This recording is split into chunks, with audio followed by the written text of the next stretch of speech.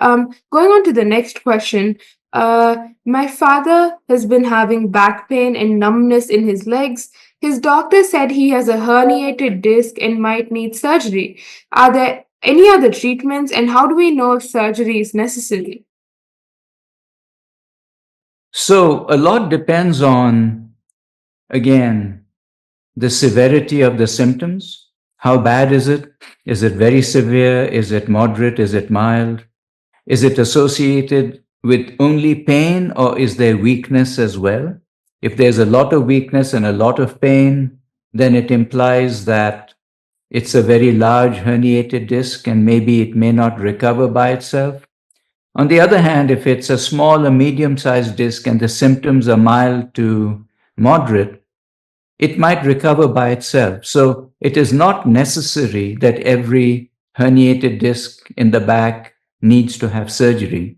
It depends on how big it is and how symptomatic the patient is and how long they're willing to give time to see if it gets better by itself before going for treatment.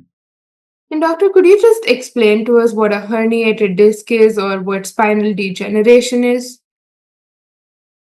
Yes, a disc is a cushion that sits between the two bones of the spine. Think of the spine as a train, with each compartment being the bone and the link between each compartment being the disc. So think of the engine as the head, and the bogies are the vertebral bodies. And between each of them, imagine that there is a cushion. Right now, there's only that little passage, but imagine that there's a cushion. That cushion is known as the disc, or the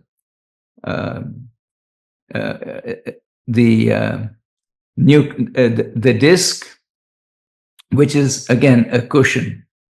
And the cushion consists of two parts. Think of it as a tire. It has the outside tire and it has a tube on the inside. A herniated disc is when part of the inner tube pokes out of the tire. And depending on which way it pokes out, it goes and presses against a nerve. And that nerve then causes the pain, the numbness, and the weakness. Mm-hmm. So a disc is a cushion that sits between two bones that constitute the spine. And do you find that herniated discs are usually treated like the pain is completely relieved by surgery? The quick answer is yes. Mm-hmm. I think that the results of surgery, if the patient is not getting better and they've given it enough time and they've had some therapy, some massage treatments, some exercises and medicines, if those are not helping, then surgery is a good option.